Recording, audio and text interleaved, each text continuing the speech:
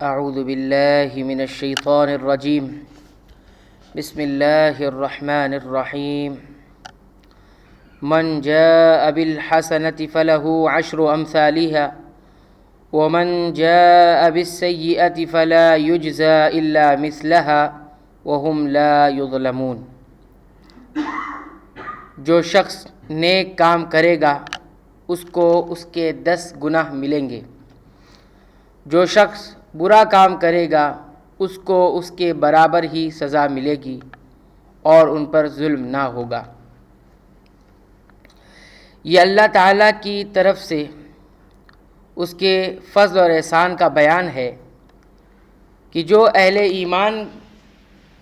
ایمان کے ساتھ وہ کرے گا کہ ایک نیکی کا بدلہ 10 نیکیوں کے برابر عطا فرمائے گا، یہ کم از کم اجر ہے، ورنہ قرآن اور حدیث دونوں سے ثابت ہے کہ بعض نیکیوں کا اجر کئی 100 گنا ہے، بلکہ 1000 گنا تک ملے گا۔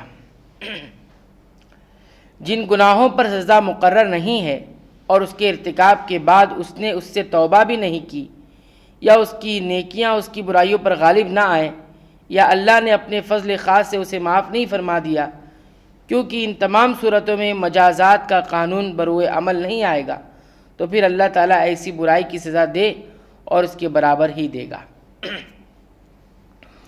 قل اننی ہدانی ربی الی صراط مستقیم دینا قیما ملت ابراہیم حنیفا وما کان من المشرکین۔ آپ کہہ دیجئے کہ مجھ کو میرے رب نے ایک سیدھا راستہ بتایا ہے کہ وہ دین مستحکم ہے جو طریقہ ابراہیم علیہ السلام کا، جو اللہ کی طرف یکسو تھے اور وہ شرک کرنے والوں میں سے نہ تھے۔ قل ان صلاتی ونسکی ومحیای ومماتی للہ رب العالمین۔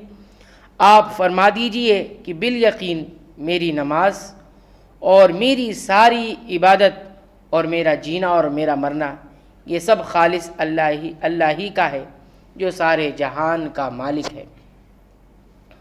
لا شریک لہ وبذالک امرت وانا اول المسلمین۔ اس کا کوئی شریک نہیں اور مجھ کو اسی کا حکم ہوا ہے اور میں سب ماننے والوں میں سے پہلا ہوں۔ توحید الوہیت کی یہ دعوت تمام انبیاء نے دی، جس طرح یہاں آخری پیغمبر کی زبان مبارک سے کہلوایا گیا کہ مجھے اسی کا حکم دیا گیا ہے اور میں سب سے پہلا سب ماننے والوں میں سے پہلا ہوں۔ دوسرے مقام پر اللہ تعالیٰ نے فرمایا، ہم نے آپ سے پہلے جتنے بھی انبیاء بھیجے سب کو یہ وحی کی کہ میرے سوا کوئی معبود نہیں، پس تم میری ہی عبادت کرو۔ چنانچہ حضرت نوح علیہ السلام کے بارے میں آتا ہے کہ جب اللہ تعالیٰ نے انہیں کہا کہ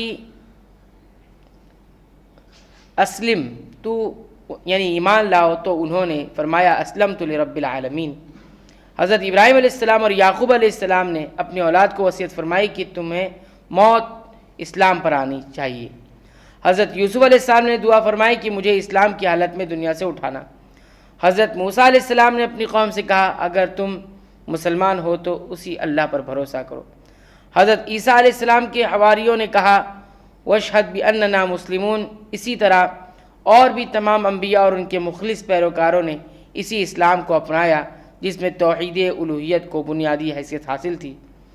گویا بعض شرع احکام ایک دوسرے سے مختلف تھے، لیکن سب کی دعوت توحید الوہیت اسلام ہی کی تھی۔ قل اغیر اللہ ابغی ربا وهو رب كل شيء ولا تكسب كل نفس الا عليها ولا تزر وازرة وزر اخرى ثم الى ربكم مرجعكم فینبئکم بما کنتم فیہ تختلفون۔ آپ فرما دیجئے کہ میں اللہ کے سوا کسی اور کو رب بنانے کے لیے تلاش کروں، حالانکہ وہ مالک ہے ہر چیز کا، اور جو شخص بھی کوئی عمل کرتا ہے اور وہ اسی پر رہتا ہے اور کوئی کسی دوسرے کا بوجھ نہیں اٹھائے گا، پھر تم سب کو اپنے رب کے پاس جانا ہوگا، پھر تم کو جتلائے گا جس چیز میں تم اختلاف کرتے تھے۔ یہاں رب سے مراد وہی اللہ ماننا ہے جس کا انکار مشرکین کرتے رہے ہیں اور جو اس کی ربوبیت کا تقاضا ہے، لیکن مشرکین اس کی ربوبیت کو تو مانتے تھے اور اس میں کسی کو شریک نہیں گردانتے تھے، لیکن اس کی الوہیت میں شریک ٹھہراتے تھے۔ یعنی اللہ تعالیٰ عدل و انصاف کا پورا اہتمام فرمائے گا، اور جس نے اچھا یا برا جو کچھ کیا ہوگا اس کے مطابق جزا اور سزا دے گا۔ نیکی پر اچھی جزا اور بدی پر سزا دے گا، اور ایک کا بوجھ دوسرے پر نہیں ڈالے گا۔ اس لیے اگر تم اس دعوت توحید کو نہیں مانتے جو تمام انبیاء کی مشترکہ دعوت رہی ہے، تو تم اپنا کام کیے جاؤ، ہم اپنا کام کیے جاتے ہیں۔ قیامت والے دن اللہ کی بارگاہ میں ہی ہمارا تمہارا فیصلہ ہوگا۔ اللہ تعالیٰ سے دعا ہے رب العالمین تو ہمیں قرآن حکیم کی پابندی سے تلاوت کی توفیق عنایت فرما، اس کے معنی و مفاہیم پر غور و فکر تدبر کرنے کی توفیق عنایت فرما، اور اس کے مطابق اپنی زندگی گزارنے کی توفیق عنایت فرما۔ آمین۔ وآخر دعوانا الحمد للہ رب العالمین۔